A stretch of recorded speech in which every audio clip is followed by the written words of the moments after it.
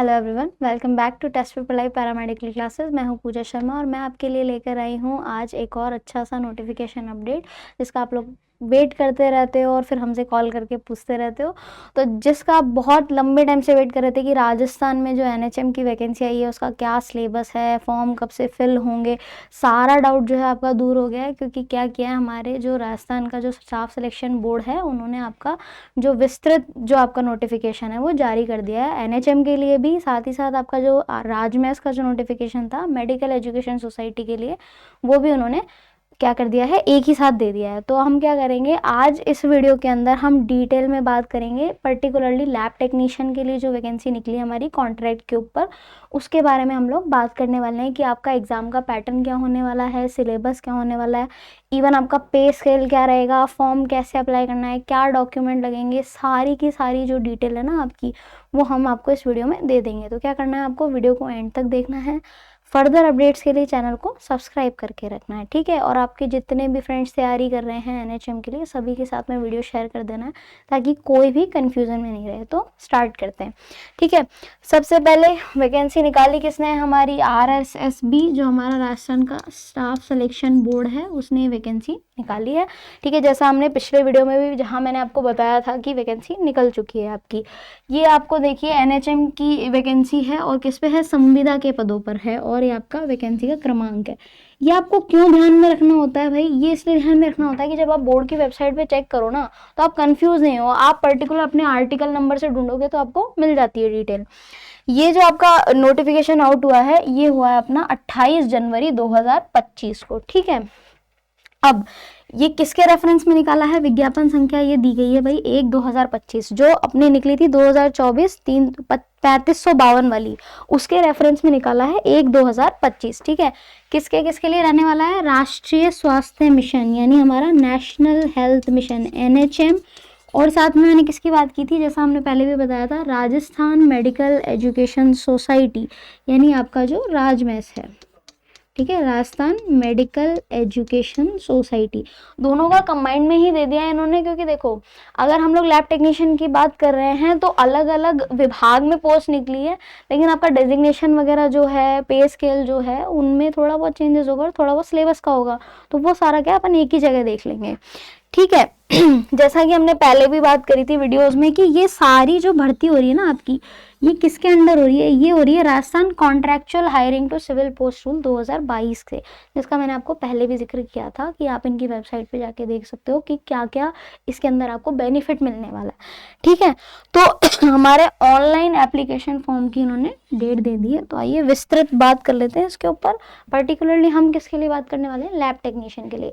उसके अलावा भी काफ़ी फील्ड्स में, जैसे आपके नर्सिंग के लिए है, सीएचओ के लिए है, लेकिन हमारे लिए इंपॉर्टेंट कौन सी है भाई, हमारे लिए इंपॉर्टेंट है संविदा lab technician, contractual medical lab technician. ये किसकी है, देखो मैं दिखा देती हूँ आपको, ये है अपनी एनएचएम वाली, किसके अंडर आ रही है, राष्ट्रीय स्वास्थ्य मिशन के अंडर जो आ रही है हमारी लैब टेक्नीशियन की पोस्ट। कितनी रहने वाली है भाई, ऊपर से देख लेते हैं, थोड़ा सा छोटा कर लेते हैं इसको। हमारी जो अनरिजर्व्ड कैटेगरी के लिए जो रहने वाली है ना, अनरिजर्व्ड के लिए, वो कितनी रहेगी, 395 मेंशन कर देती हूँ मैं, 395 आपकी सीटें रहने वाली हैं। फिर उसके बाद में अनुसूचित क्षेत्र यानी रिजर्व्ड जो है, वो क्राइटेरिया रहने वाला है आपका 19 सीट्स, ठीक है। तो टोटल आपकी हो गई हैं 414, मतलब काफ़ी अच्छे आपको सीट्स मिल रही हैं यहाँ पे, आप अच्छे से तैयारी कर सकते हो इस चीज़ के लिए। ऐसा नहीं कि एक आधी सीट निकली है क्या ही मेहनत करें, नहीं, ऐसा नहीं है, ठीक है। काफ़ी अच्छा दे दिया है इन्होंने, तो मेहनत अच्छे से करनी है। उसके अलावा भी निकली हुई हैं, जैसे पब्लिक हेल्थ केयर नर्स के लिए है, फिजियोथेरेपी के लिए है, रिहेबिलिटेशन के लिए है, तो अपना तो लैब टेक्नीशियन पे रहेगा फोकस। दूसरे हम आ जाते हैं भाई राजस्थान मेडिकल एजुकेशन सोसाइटी की जो है, यानी राजमेस की जो निकली है, ठीक है। राजमेस की कितनी निकली है भाई, देखो अलग अलग ग्रेड पे है, नर्सिंग की भी है और सोशल वर्कर की भी है। हमारी इंपॉर्टेंट है lab technician, contractual lab technician की कितनी है, वही अनरिजर्व्ड में निकली है अपनी 304, ठीक है।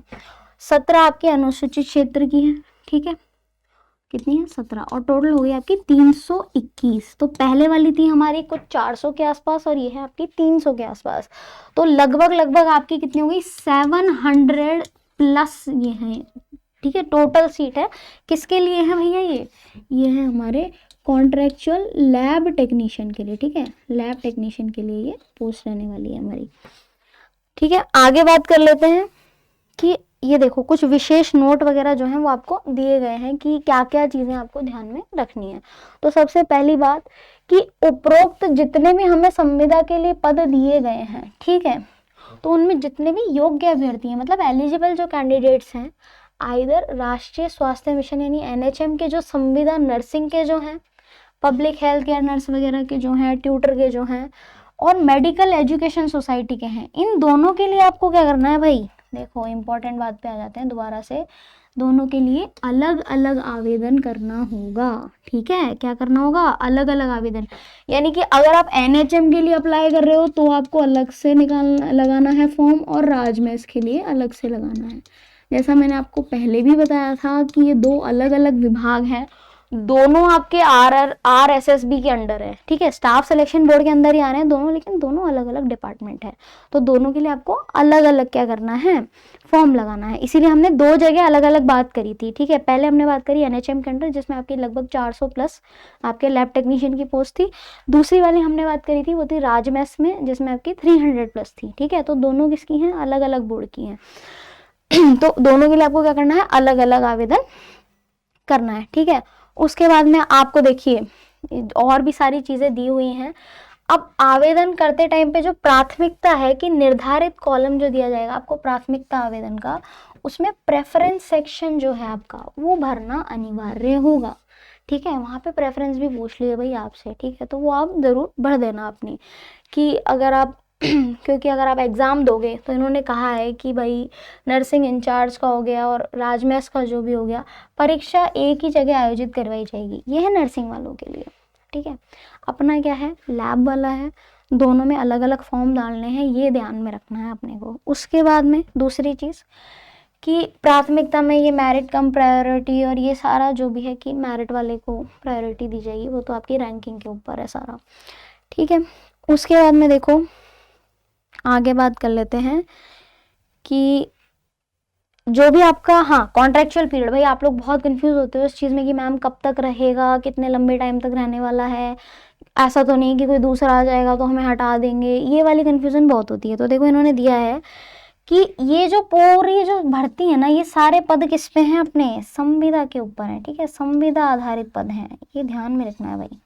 कैसे हैं? कॉन्ट्रैक्ट पे हैं, और राज्य सरकार के निर्देशों के अनुसार इन सभी पदों पर केवल 1 वर्ष या बढ़ी हुई अवधि, मतलब मिनिमम 1 ईयर। ठीक है, मिनिमम है आपकी कितनी? 1 ईयर की रहेगी मिनिमम,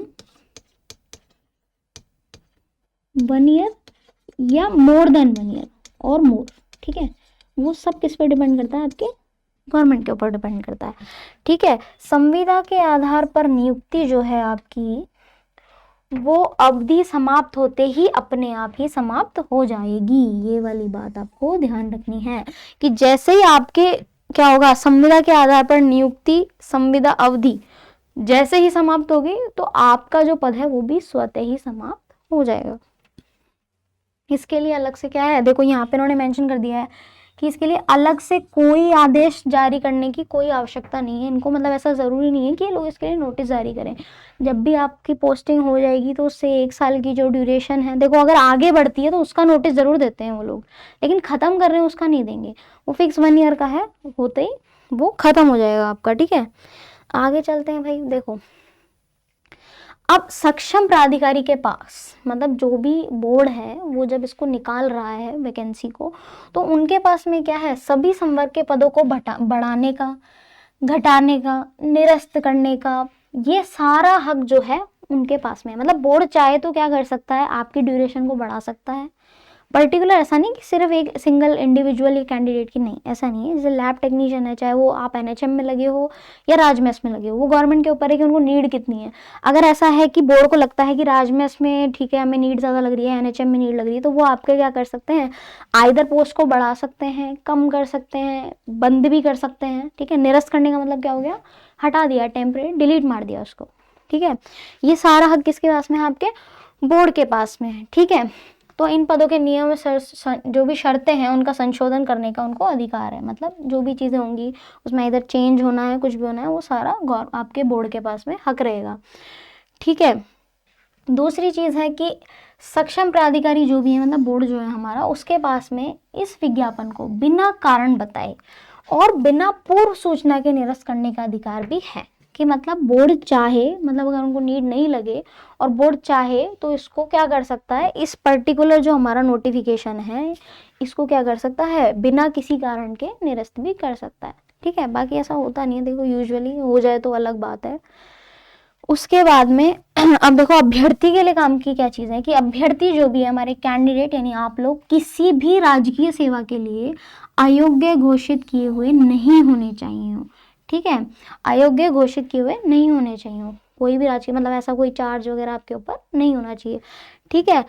और या उसे राजकीय सेवा से अनुशासनात्मक आधार पर सेवा से पृथक किया हुआ नहीं होना चाहिए। यानी सिर्फ डिसिप्लिनरी कोई एक्शन अगर आपके ऊपर चल रहा हो, ऐसा कुछ हो, तो आप अप्लाई नहीं कर सकते हो। क्लियरली बोला है। क्योंकि ऐसा जो अभ्यर्थी है वो इस भर्ती के लिए पात्र नहीं होगा जिन्होंने किसी भी अनैतिक आचरण यानी कोई भी अगर गलत चीज़ की है उसकी वजह से उन पर क्या हो रहा है, डिसिप्लिनरी एक्शन वगैरह चल रहा है या मेंशन किया हुआ है कि आप किसी भी गवर्नमेंट वैकेंसी में अपीयर नहीं हो सकते हैं, तो वो लोग अप्लाई नहीं कर सकते हैं। और इसमें आपको सारी जितनी भी चीज़ें हैं कि कोई भी आपका जो भी चेंजेस हैं, करेक्शन हैं, वो सब करने का अधिकार आपको दिया हुआ है। ठीक है। तो ये आपको ध्यान में रखना है। उसके बाद में जो भी अगर नोटिफिकेशन में जो भी चेंज होंगे जो कि इसमें वर्णित शर्तें, मतलब इस नोटिफिकेशन में जो चीज़ें मेंशन करी हुई है ना, अगर उनके अंदर कोई चेंज होगा तो वो सब का क्या होगा, चेंज होता है, करेक्शन होता है, तो वो सारी सूचना आपको बोर्ड की वेबसाइट पर मिल जाएगी। ठीक है। ऑनलाइन एप्लीकेशन फॉर्म की हम लोग बात कर लेते हैं।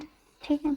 ऑनलाइन एप्लीकेशन फॉर्म में क्या रहेगा भाई, आपकी जितनी भी डिटेल्स मांगी हैं वो आपको सारी बतानी है। ऑनलाइन आवेदन भरने से पहले बोर्ड की वेबसाइट पर इस पूरी नोटिफिकेशन को आपको पढ़ना है। देखो जैसा हम हमेशा हर वीडियो में बताते हैं कि कोई भी वैकेंसी की नोटिफिकेशन आती है ना, देखो रश नहीं करना है, भागना नहीं है आपको। ठीक है।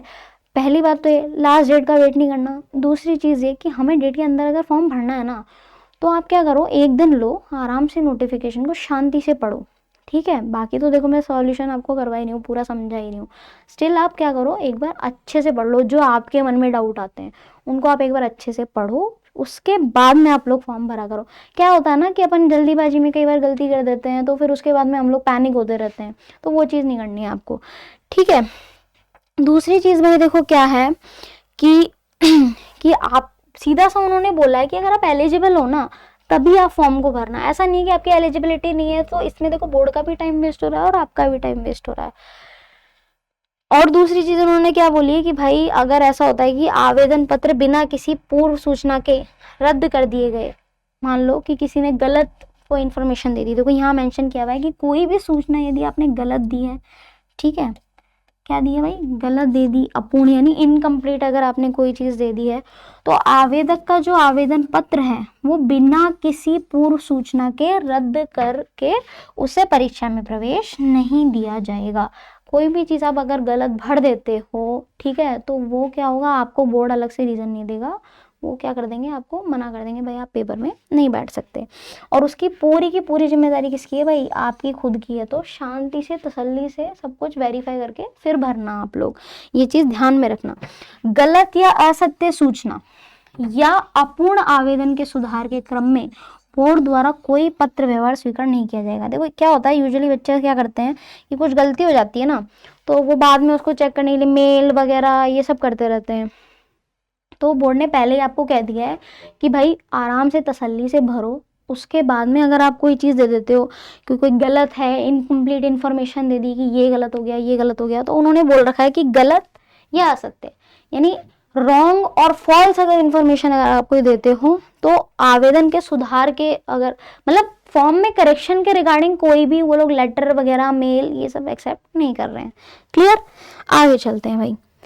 ठीक है, अब ऑनलाइन आवेदन करने की प्रक्रिया क्या है भाई, हमारा फॉर्म फिलिंग का प्रोसेस क्या रहेगा। देखो भाई जो भी राजस्थान के कैंडिडेट है ना उनको सबको पता है एक चीज़ के बारे में जो है OTR, वन टाइम रजिस्ट्रेशन, ठीक है। तो वो भी यहाँ मेंशन किया गया है, तो आपको कंफ्यूज नहीं होना है, मैं सारी बात बता दूंगी, टेंशन मत लो। देखो ऑनलाइन जो भी आपके एप्लीकेशन फॉर्म है, ठीक है, उन्हें कैसे भर सकते हो आप, कोई भी मित्र वगैरह से, सेल्फ भी भर सकते हो, जन सुविधा केंद्र के माध्यम से भर सकते हो।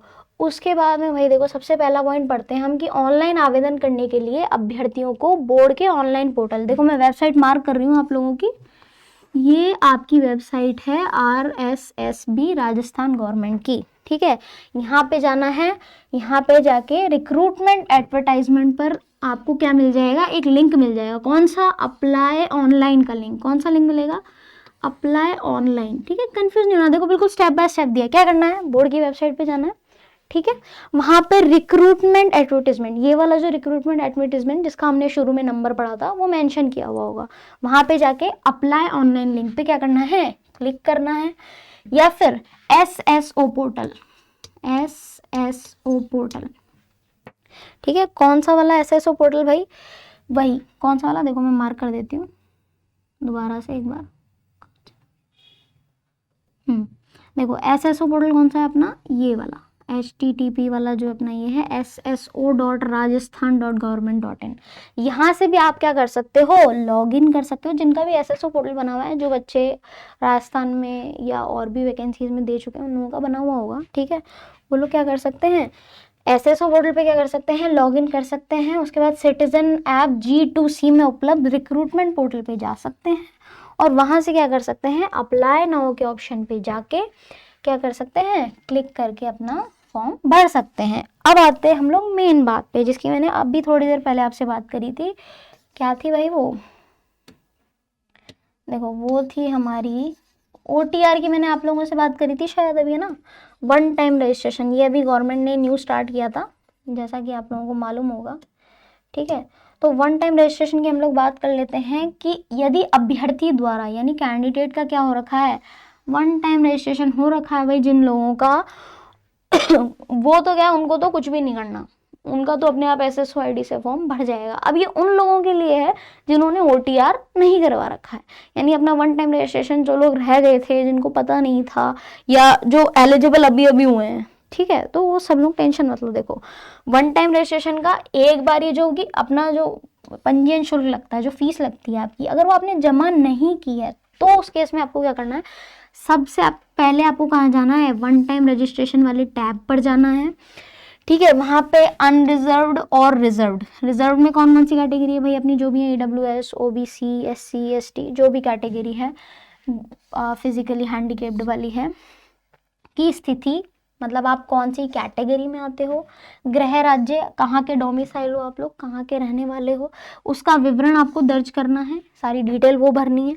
जो आपका वन टाइम रजिस्ट्रेशन का शुल्क है, यानी आपका जो फीस है वो आपको देना है, ठीक है। ऑनलाइन आवेदन में अभ्यर्थी को OTR रजिस्ट्रेशन के समय भरी गई कैटेगरी, यानी आपने वन टाइम रजिस्ट्रेशन में जो भरी थी कैटेगरी, कभी अगर आपने फॉर्म भरा होगा या उसमें अगर आप भरते तो कौन सी कैटेगरी भरते, वो मेंशन करनी है, अगर हैंडीकेप्ड हैं उस स्थिति में, और अगर आपका क्या है, गृह राज्य के अनुरूप नहीं है, तो उसमें ऑप्शंस भरने मिल जाएंगे आपको। क्या होगा कि भाई जैसे देखो मैं समझाती हूँ इस पूरी बात का मतलब क्या है, कि अगर आप वन टाइम रजिस्ट्रेशन के टाइम पे आपने नहीं भरा था, और आप क्या करोगे, अब जब आप ये फॉर्म भरोगे ना NHM का, तब आपको वो अमाउंट पे करना पड़ेगा।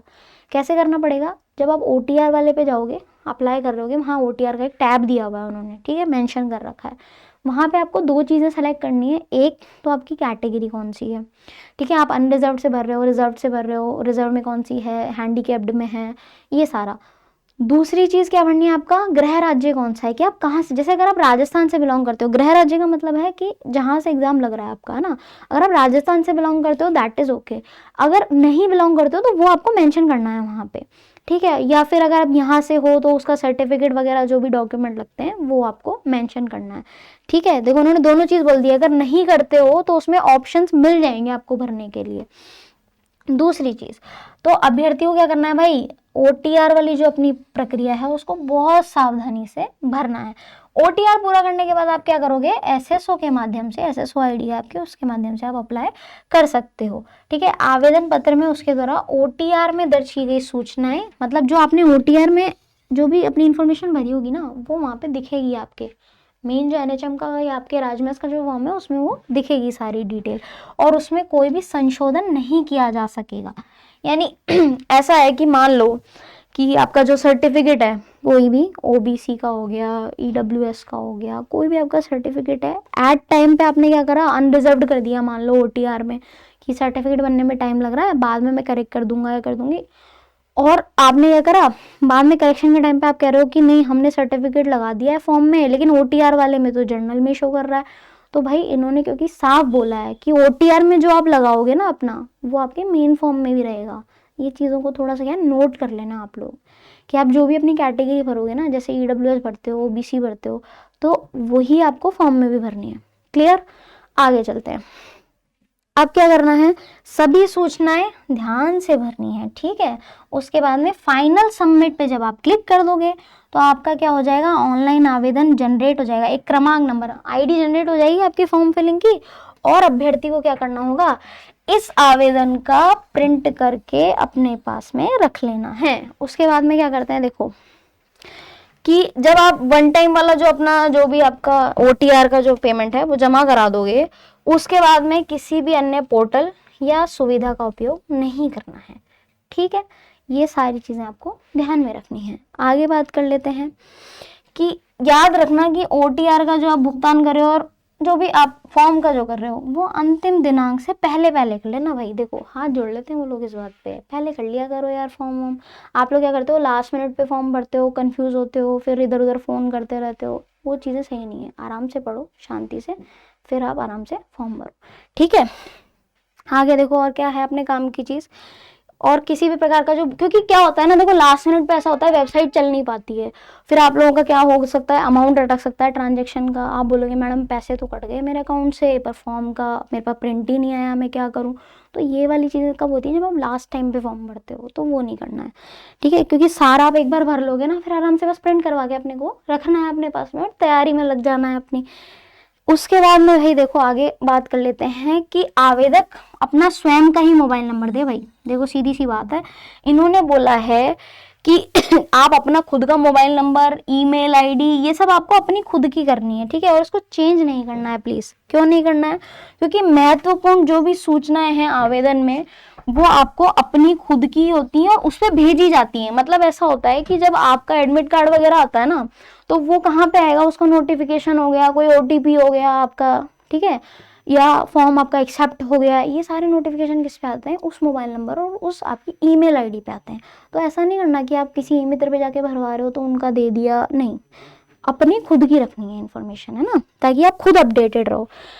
उसके बाद में आवेदक का क्या है, देखो भाई ऑनलाइन आवेदन करने के बाद में ऑनलाइन आवेदन पत्र का क्रमांक आवश्यक रूप से प्राप्त होगा, और यदि आवेदन क्रमांक यानी एप्लीकेंट आईडी जो है आपकी वो नहीं मिलती है, तो इसका मतलब क्या है कि उसका आवेदन पत्र स्वीकार नहीं किया गया है, ठीक है। देखो ये वाली चीज हमको ध्यान रखनी है कि अगर आपकी एप्लीकेंट आईडी जनरेट नहीं होती है, मतलब आपका जो फॉर्म है वो एक्सेप्ट नहीं हुआ है। आगे बात कर लेते हैं भाई, ठीक है। ये सारी बातें होंगी, देखो कि आप क्या क्या कर सकते हो, कंफ्यूजन होता है तो आपको हेल्प डेस्क का उन्होंने नंबर या मेल कर सकते हो, ठीक है। क्या ही हो रहा है इसके भाई, अब सही है, ओके। क्या कर सकते हो, जो भी कंफ्यूजन है उसके लिए मेल कर लो हेल्पलाइन नंबर के ऊपर, और आप वहाँ पे पूछ सकते हो। अब बात कर लेते हैं हम लोग आपके फॉर्म की फ़ीस क्या रहेगी। तो देखो जितने भी आपकी कैटेगरी हैं, कौन कौन सी, सामान्य वाली मतलब आपके अनरिजर्व्ड है, क्रीमी लेयर में जो भी आते हैं और सारे हैं, उन सब के लिए अपना रहेगा 600 रुपये। कितना रहने वाला है भाई, 600 रुपये रहने वाला है। दूसरा क्या रहेगा भाई, अपने जो भी SC ST वाले जो कैंडिडेट्स हैं उन सब के लिए रहेगा अपना 400 रुपीज़। कितना रहेगा, 400 रुपीज़, ठीक है। उसके बाद में अपने जितने भी फिजिकली हैंडीकेप्ड हैं उनके लिए भी कितना रहने वाला है, अपना 400 रुपीज़ रहने वाला है। और जो भी मतलब लोग हैं, जैसे कि जो भी राजस्थान से अलग अलग राज्य के हैं, उन लोगों के लिए भी इन्होंने नीचे मेंशन किया है। एक और चीज़ बोली है कि फ़ीस एक बार अगर आपकी जमा हो जाएगी तो वो वापस नहीं की जाएगी। आगे चलते हैं, आगे देख लो, ये कुछ नोट दिए हुए हैं कि अगर आप किसी और कैटेगरी से बिलोंग करते हो, फीमेल हो, पुराने अगर एक्स सोल्जर वगैरह हो, तो उसका क्या रहेगा, ठीक है, एक्सपीरियंस वगैरह या एज रिलैक्सेशन जो भी है वो सारा यहाँ पे इन्होंने मेंशन किया हुआ है। आगे चलते हैं, तो देखो जैसे हमने अभी पीछे बात की थी कि आपको एज रिलैक्सेशन दिया है या कितनी सीटें दी हैं पर्टिकुलर विडो के लिए हो गई, फिजिकली हैंडीकैप के लिए, तो वो सारा हमको एक पेज दिया हुआ है, उसमें मेंशन किया हुआ है। जो ये ऊपर वाला मैंने यहाँ दे रखा है ये है हमारा एनएचएम के लिए, कि एनएचएम में आपका रिजर्वेशन किस तरीके से रहने वाला है। नीचे वाला जो देखो ये पूरा आपका है एनएचएम का, किसके लिए है, अनरिजर्व्ड के लिए भी है और रिजर्व्ड कैटेगरी के लिए भी है। तो ये आप एक बार रिव्यू कर लेना ताकि आप कंफ्यूज नहीं हो कि किसको कितना मिल रहा है। आगे चलते हैं, तो ये वाला जो है कॉन्ट्रैक्चुअल वाला, ये जो सेकंड नंबर वाला है ये किसका है, आपका राजमैस का है। किसका है भाई, ये है राजमैस का। ठीक है, ये भी इन्होंने मेंशन कर दिया है कि अगर आप महिला वाले में हो तो कितनी सीटें हो गई, विडो में आ रहे हो, फिजिकली हैंडीकैप में आ रहे हो तो कितना हो गया, वो आपको क्या करना है, एक बार रिव्यू कर लेना है। उसके बाद में भाई अगर आपके पास क्या है, स्पोर्ट्स सर्टिफिकेट है तो भी आप क्या कर सकते हो, वो भी लगा सकते हो, उसका भी रिजर्वेशन चल रहा है। तो आपने कौन सा टूर्नामेंट में खेला है, कौन सी खेल संस्था के थ्रू खेला है, वो आप एक बार प्लीज़ यहाँ से रिव्यू करना कि मैं इससे, इस कैटेगरी से मैंने खेला था या इस फील्ड से खेला था तो मैं अप्लाई कर सकता हूँ नहीं, मतलब मेरा सर्टिफिकेट वैलिड है या नहीं है। उसके बाद में देखो भाई हम बात कर लेते हैं मानदेय कितना रहेगा, भाई पैसा कितना मिल रहा है हमको। तो एनएचएम वाले देखो भैया ऐसा है कि आप है लैब टेक्नीशियन, ठीक है, तो लैब टेक्नीशियन हमारा ये रहा। एनएचएम में जो है ना, ये वाला चार्ट किसका है, हमारा एनएचएम का। मैं लिख देती हूँ साइड में, कंफ्यूज नहीं होना है, बाकी सेम ही है देखो दोनों में। एनएचएम में आपका मानदेय कितना रहने वाला है, 13,150 रुपये पर मंथ। क्लियर। नेक्स्ट आगे चलते हैं। नेक्स्ट है अपना मेडिकल एजुकेशन सोसाइटी। मैं बड़ा बड़ा देखो यहाँ पे लिख देती हूँ राजमैस, ठीक है। तो राजमैस में आपका कितना रहने वाला है, राजमैस में आपका देखो ये रहा लैब टेक्नीशियन, ठीक है, कितना रहेगा, सिमिलर है, वही सेम है बिल्कुल, 13,150 रुपये। यानी आप दोनों में अप्लाई करो, सैलरी तो सेम ही है, ठीक है। अब बात कर लेते हैं भैया किसकी, एलिजिबिलिटी क्राइटेरिया, जो कि आप लोग बहुत कंफ्यूज रहते हो कि दोनों में कौन सा अप्लाई कर सकता है। तो देखो दोनों लैब टेक्नीशियन के मैंने एक ही पेज पे ले दिए हैं, मैं बता देती हूँ आपको। ये जो 11 नंबर वाला आर्टिकल है ये है अपना एनएचएम के लिए, कि यदि आप एनएचएम में अप्लाई करते हो तो आपको क्या चाहिए, क्वालिफिकेशन, और अगर आप राजमैस में करते हो तो आपको क्या चाहिए, क्वालिफिकेशन। देखो थोड़ा ध्यान से देख लेते हैं कि अगर आप लैब संविदा मेडिकल लैब टेक्नीशियन एनएचएम में अप्लाई करते हो तो क्या होना चाहिए आपके पास, सीनियर सेकेंडरी यानी 12th आपने की हुई होनी चाहिए, किसके साथ में, साइंस विद बायोलॉजी सब्जेक्ट। यानी जिसके पास में 12th क्लास में बायोलॉजी थी वही अप्लाई कर सकता है। मैथ वाले हो गए या वोकेशनल में थी, दोनों सब्जेक्ट थे, साइंस मैम बायो मैथ दोनों थी, नहीं, पर्टिकुलर बायो होनी चाहिए, ठीक है। साथ ही में डिप्लोमा होना चाहिए मेडिकल लैब टेक्नीशियन का, ठीक है, या फिर diploma in blood banking technology. Either आपके पास डीएमएलटी होनी चाहिए, ठीक है, या डीबीबीटी का डिप्लोमा। भाई ब्लड बैंकिंग वाले भी अप्लाई कर सकते हैं, ठीक है, दोनों अप्लाई कर सकते हो। और किसमें, RPMC, registered in Rajasthan paramedical council. RPMC में आपके पास क्या होना चाहिए, रजिस्ट्रेशन होना चाहिए, ठीक है, ये बात हमको ध्यान रखनी है। सिमिलरली बात करते हैं राजमैस की, तो वही कि सीनियर सेकेंडरी आपकी होनी चाहिए, किससे, साइंस विद बायोलॉजी। यहाँ पे भी सिमिलर है, मैथ वाले नहीं अप्लाई कर सकते हैं, बायो होनी चाहिए आपके पास में।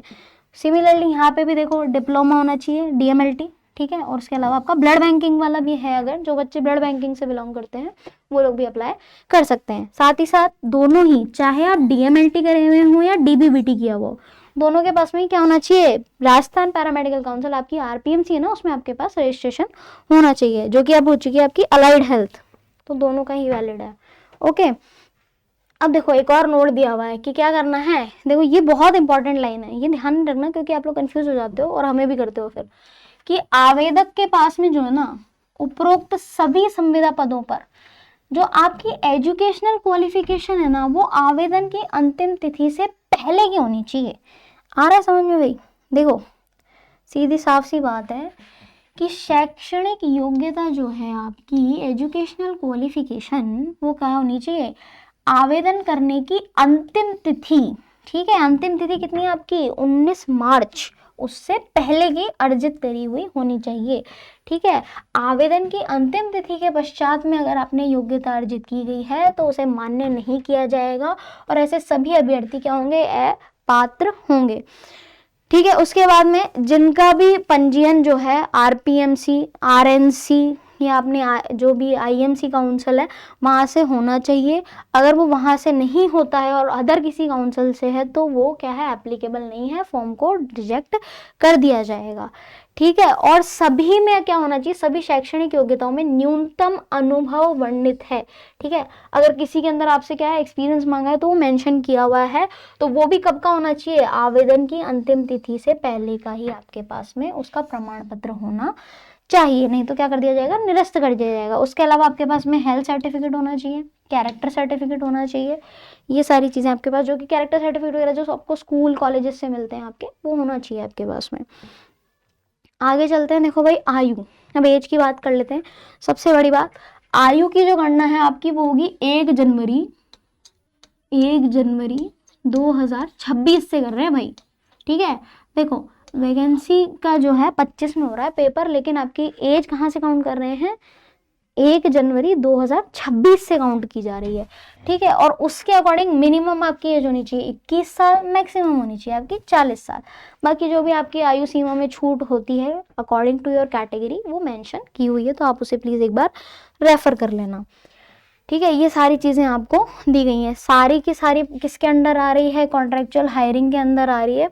ठीक है, आगे बात कर लेते हैं कि आपको जैसे मैंने OTR के बारे में बता ही दिया था। अब देखो हमारी जो फॉर्म फिलिंग की डेट है वो मैं बता देती हूँ, यहाँ मेंशन की हुई है। फॉर्म फिलिंग की डेट भाई, फॉर्म भरना चालू हो रहे हैं हमारे 18 फरवरी, जैसे कि हमने पिछले वीडियो में बात करी थी कि फरवरी में आपकी डेट आएगी, तो 18 फरवरी से 19 मार्च क्या रहने वाली है, 19 मार्च 2025 तक आपके फॉर्म भरे जाएंगे रात को 12 बजे तक। लेकिन क्या करना है, उससे पहले पहले भर लेना है।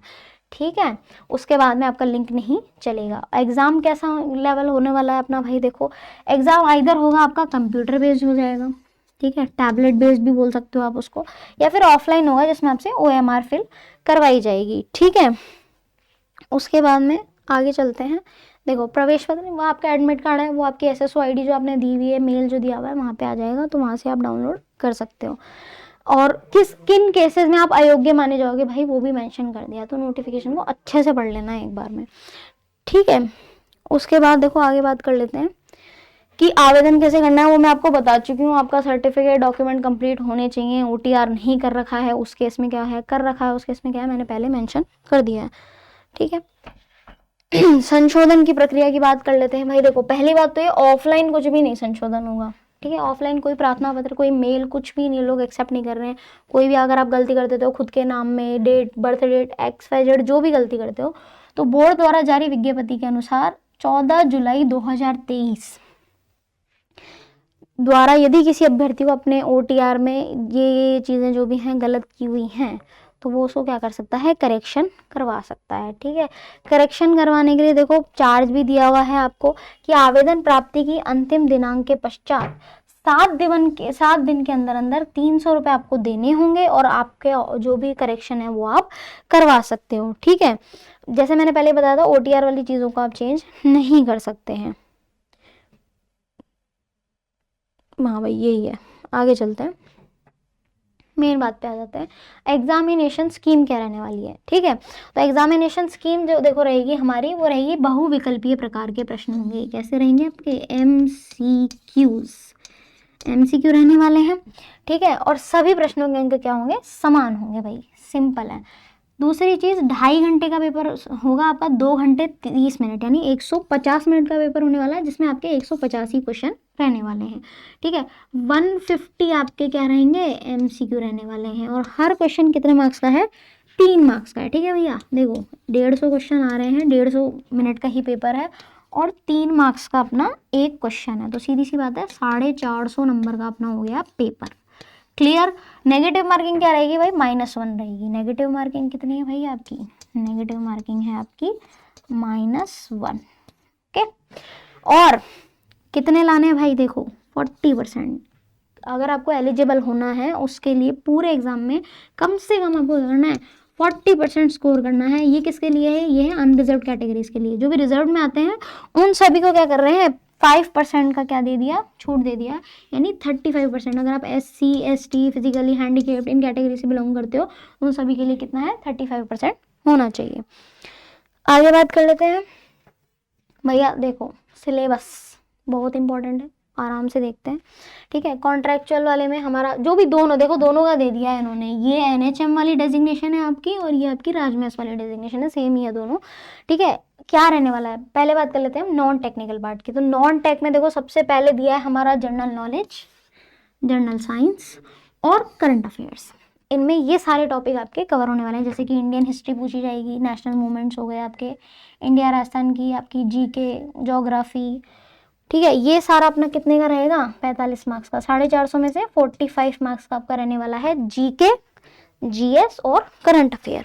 आगे बात करते हैं, उसके बाद में है भैया सेकंड पार्ट है हमारा जनरल इंग्लिश, और हिंदी भी आनी चाहिए भैया आपको। देखो इंग्लिश में ये सारे पार्ट रहने वाले हैं आपके, टेंस रहेंगे, ठीक है, मॉडल रहेंगे, आर्टिकल्स रहेंगे, ये क्लॉजेस वगैरह रहेंगे। ये सारा पोर्शन में कितने मार्क्स का है, 45 मार्क्स का। GK GS 45, English 45। फिर बात करते हैं हिंदी की। हिंदी में भी वही आपका शब्दों का संधि विच्छेद, और तो इंग्लिश हिंदी का मिला के अपना 45 मार्क्स, ठीक है। ये सारे आपके हिंदी के टॉपिक रहने वाले, लोकोक्ति, मुहावरियाँ, ये सारे। उसके बाद में कंप्यूटर भी आनी चाहिए भाई, ठीक है। आप लोगों को नॉलेज ऑफ कंप्यूटर होनी चाहिए, बेसिक एप्लीकेशन क्या रहेगी, फंडामेंटल्स क्या होते हैं, कॉन्सेप्ट क्या होता है, ये सारा भी अपने कितना 45 मार्क्स का रहने वाला है। क्लियर, आगे चलते हैं। ये बड़ा इंपॉर्टेंट है, देखो ये कुछ नया है जो आप लोगों ने सुना नहीं है, मोस्टली आपको मिलेगा सिर्फ NHM की जो वैकेंसीज होती हैं उनमें ये चीज़ मिलती है आपको मोस्टली, ठीक है। स्टेट के जो एग्जाम होते हैं, नेशनल हेल्थ प्रोग्राम्स, क्योंकि भाई सीधी सी बात है NHM के अंडर आपको लिया जा रहा है, तो ये चीज़ तो आपको पता होनी ही चाहिए। तो आपको किस किस चीज़ की नॉलेज होनी चाहिए, knowledge of national health mission, उसके वेरियस प्रोग्राम, NHM होता क्या है, उसमें कौन कौन से प्रोग्राम होते हैं, जैसे कि RCH, communicable and non communicable disease, ऐसे कंट्रोल प्रोग्राम जो चलाता है ना NHM, और आयुष्मान भारत और उससे रिलेटेड हेल्थ प्रोग्राम, ये सारे आपको पता होने चाहिए। इनमें से भी भैया क्वेश्चन आएंगे, कितने, 45 मार्क्स के। क्लियर, आगे चलते हैं। ये आ गया है हमारा प्रोफेशनल क्वालिफिकेशन, यानी आपका जो टेक्निकल पार्ट है। अभी तक हम बात कर रहे थे नॉन टेक की, ये आ गया है आपका टेक्निकल पार्ट। टेक्निकल में देखो आपका सारा रहेगा एनाटॉमी, फिजियोलॉजी, जो आप पढ़ते आ रहे हो टॉपिक अपने फर्स्ट ईयर सेकंड ईयर में, ये पूरा का पूरा पोर्शन है अपना 270 मार्क्स का। कितना, 270 मार्क्स का। क्लियर, कोई कंफ्यूजन नहीं है। इसमें देखो एनाटमी है, एनाटमी के अलावा हमारे हिमेटोलॉजी, ब्लड बैंकिंग में है, टॉपिक दे दिए हैं सारे। उसके बाद में आपके पैथोलॉजी में से हैं, देखो ब्लड बैंकिंग के भी काफ़ी अच्छे टॉपिक दिए गए हैं आपको, क्योंकि ब्लड बैंकिंग वाले भी अप्लाई कर सकते हैं ना, तो उनको भी आना चाहिए। सेम ही है दोनों के लिए सिलेबस। अब भैया देखो ये एक बड़ी अच्छा टॉपिक दिया है उन्होंने, एनवायरमेंटल स्टडीज़, जो बेसिकली कॉलेज में हम लोग ज़्यादा पढ़ नहीं पाते हैं ना, एनवायरनमेंट में से भी क्वेश्चन आएंगे, ठीक है। जैसे बायोटेक है, biotech environment control strategy, BMW में से भी क्वेश्चन आने वाले हैं भैया आपके। ये सारा किस में बता रही हूँ मैं, टेक्निकल में बता रही हूँ आपके, ठीक है। तो टेक्निकल के लेवल का आएगा आपका थोड़ा अच्छा। माइक्रो है, माइक्रोबायोलॉजी में से सारे टॉपिक आपको दिए गए हैं, पैरासाइट हैं अपने, वायरस हैं, ठीक है, बैक्टीरिया हैं, वायरस हैं, सब कुछ आपको दे दिए गए हैं। देखो बहुत अच्छा सिलेबस है, एक एक पॉइंट आपको दिया गया है, नोटिफिकेशन में सारा मिल जाएगा। ये सारे आपके टॉपिक रहने वाले हैं। क्लियर, अब देखो ये एक बहुत इंटरेस्टिंग चीज़ है जो आपको दिख रहा है बोर्ड पे, ये है एग्जामिनेशन का पैटर्न। जैसे मैंने आपको बताया था कि ये CBT रहने वाला है आपका, ये तो हमें मत पता है कितने नंबर का क्वेश्चन होगा, नेगेटिव मार्किंग क्या होगी, सब मालूम है, लेकिन किस बेसिस पे आपकी रैंकिंग्स या मार्किंग्स देखी जाएंगी वो यहाँ पे दिया है। कैसे दिया है, आओ पढ़ते हैं। देखो सभी जो बोर्ड द्वारा जो परीक्षा आयोजित की जा रही है उसमें सभी वस्तुनिष्ठ प्रश्न, यानी किसी भी MCQ परीक्षा में अगर आप किसी भी प्रश्न का उत्तर नहीं देते हैं तो उसके संबंध में भी इन्होंने क्या किया है, अभ्यर्थी से पुष्टि करवाए जाने हेतु OMR उत्तर पत्रक में एक 5वां विकल्प भी आपको दिया गया है। यानी कि आपके MCQ देखो कैसे होते हैं, MCQ होते हैं उसमें 4 ऑप्शन होते हैं, 1,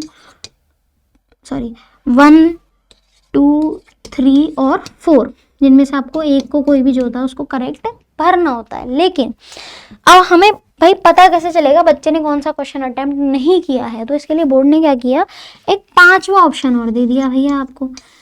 5वां ऑप्शन है नॉट अटेम्प्ट का। इसका ऑप्शन है नॉट अटेम्प्ट का, कि हमें आंसर नहीं आता है इसलिए हम ये क्वेश्चन छोड़ रहे हैं। तो ऐसा कोई भी क्वेश्चन आता है कि जिसका आपको आंसर नहीं पता है ना, तो उस स्थिति में आपको ये 5वें वाले को गोला लगाना रहेगा, ठीक है। तो इन्होंने बता दिया कि प्रत्येक प्रश्न के कितने 5 विकल्प रहेंगे, A B C D E, ये अंकित रहेंगे। उनमें से अभ्यर्थी, देखो सीधी सी बात है, क्वेश्चन का एक ही जवाब होता है, दो नहीं होते हैं कभी भी, तो एक ही आंसर आपको देना है, नीले बॉल पेन से या 11 गोला बनाना है, जैसे भी आपका एग्जाम होगा उसके अकॉर्डिंग, ठीक है, ताकि आपका उत्तर जो है पता चल जाएगा। अब दूसरी चीज, प्रत्येक प्रश्न के लिए विकल्पों में से केवल एक विकल्प को चुनना आवश्यक है, मतलब मैंडेटरी है कि आपको एक तो चुनना ही पड़ेगा। अगर आपको सही आंसर नहीं आता है उस स्थिति में भी आपको क्या करना है, एक ऑप्शन को चूज करना पड़ेगा। ये मैंडेटरी, इस लाइन का बहुत ज़्यादा मतलब है, अगर आप ध्यान से पढ़ो तो, कि हर क्वेश्चन के अंदर जितने भी आपको चॉइसेस दी गई हैं, एक चॉइस आपको फिल करनी है। सही आंसर आता है तो करेक्ट पे भरोगे, नहीं आता तुक्का लगा रहे हो तो गलत पे भर दोगे। अटेम्प्ट ही नहीं करना है, उस केस में क्या करोगे, उस केस में नॉट अटेम्प्ट वाले पे क्लिक करना है, ये क्वेश्चन मैंने अटेम्प्ट नहीं किया है। क्यों भाई, ये इतना ज़्यादा क्यों जोर दिया जा रहा है, बताते हैं। कि अगर अभ्यर्थी किसी प्रश्न को हल नहीं करता है तो उसके लिए एक 5वां विकल्प है, ई वाला, जैसा मैंने बताया आपको, उस पर आपको गोला लगाना है।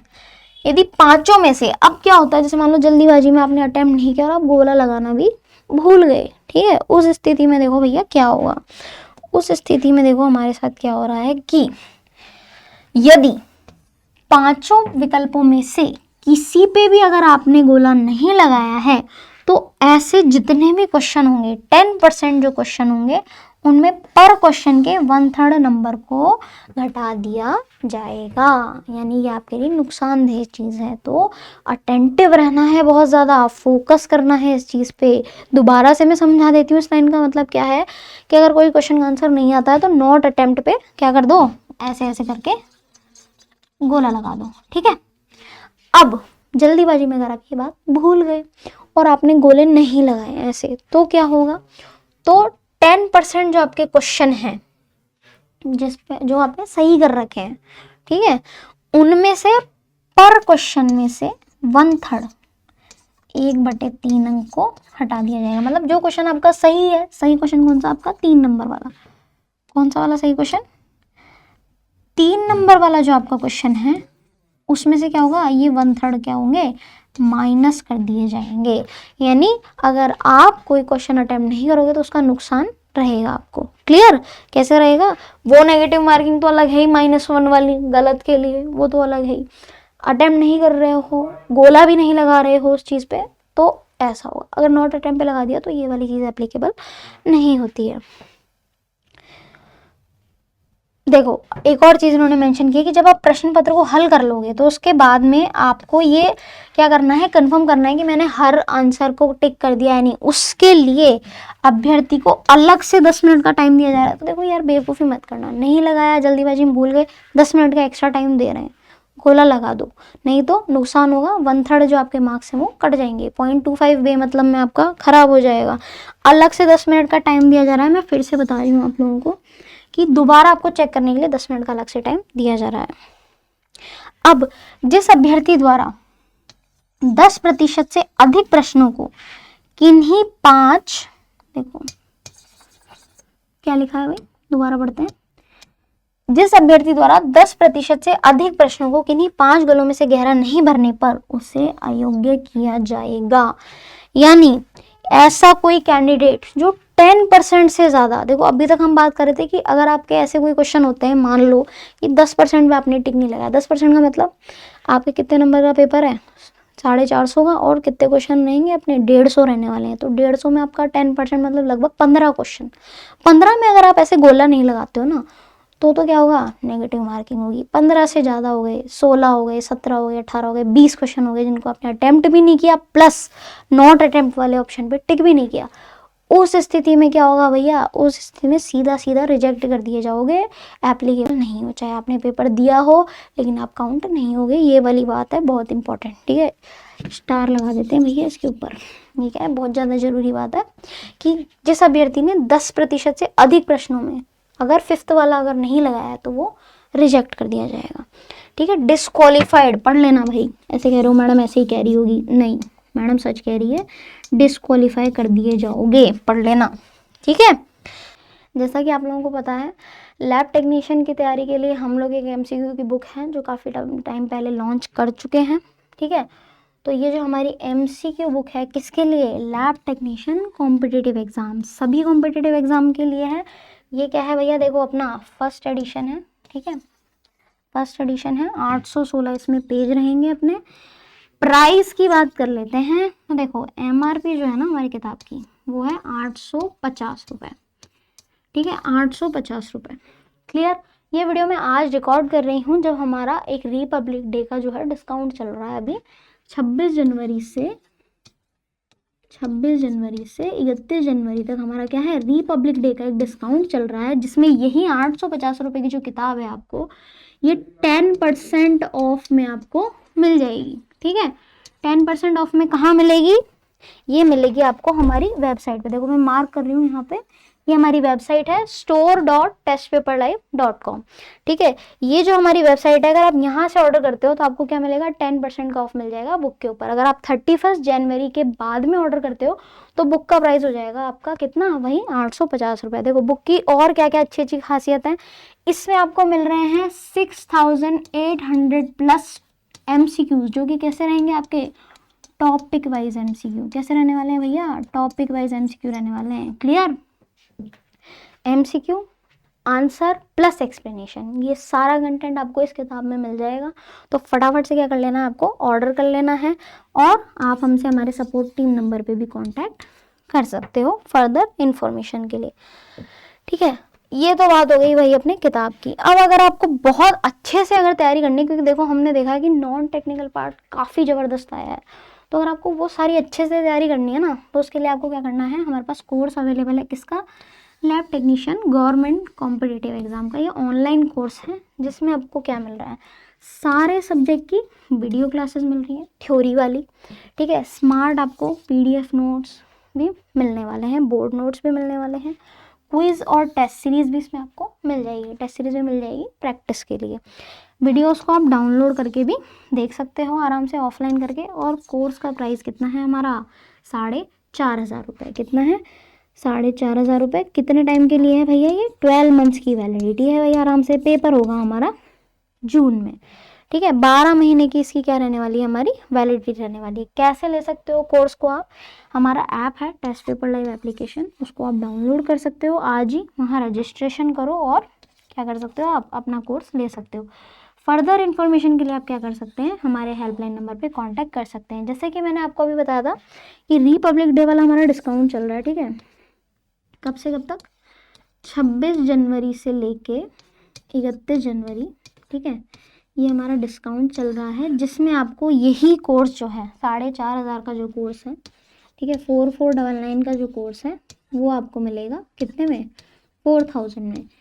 कब तक के लिए मिल रहा है भाई, ये 31 जनवरी के लिए, ठीक है। तो अगर आप 31 जनवरी तक आइदर कोर्स परचेस करते हो या वेबसाइट से हमारी किताब ऑर्डर करते हो, तो आपको क्या मिलेगी, कोर्सेज पे भी छूट मिल जाएगी और बुक पे भी मिल जाएगी। और एक चीज़ मैं मेंशन कर देती हूँ कि जब आप वेबसाइट से बुक ऑर्डर करोगे तो यहाँ पे आपको 10% ऑफ मिलेगा एक कूपन कोड से, ठीक है। किससे मिलेगा, एक कूपन कोड है, कूपन कोड मैं यहाँ पे अलग से मेंशन कर देती हूँ। कूपन कोड जो है ना वो रहने वाला है आपका TPL26। ये कूपन कोड डाल के आप क्या कर सकते हो, 10% वाला जो अपना है ऑफर, उसका लाभ उठा सकते हो। तो फटाफट से क्या करना है, नोटिफिकेशन को पढ़ना है, अपना फॉर्म भरना है और तैयारी को चालू कर देना है, ठीक है। और अपने कोर्सेज लेने हैं, अपनी बुक मंगानी है और फटाफट से तैयारी में जुट जाना है, क्योंकि हमारे पास टाइम ज़्यादा नहीं है। और एक बात याद रखना, कोर्स के अंदर टेक्निकल के साथ साथ क्या मिल रहा है भाई, नॉन टेक्निकल भी मिल रहा है। मेन बात तो बता दूं मैं आप लोगों को, टेक्निकल के साथ साथ नॉन टेक्निकल भी आपको मिल जाएगा। यानी नॉन टेक्निकल के लिए आपको इधर उधर नहीं जाना है, सब कुछ हम लोग आपको कोर्स के अंदर ला के दे देंगे। तो फटाफट से अपना कोर्स लो, तैयारी स्टार्ट करो। वीडियो को क्या करना है, लाइक करना है और अपने सारे दोस्तों के साथ में शेयर कर देना है, ठीक है। आज के लिए इतना ही, बाकी मिलते हैं अगले वीडियो में। Thank you.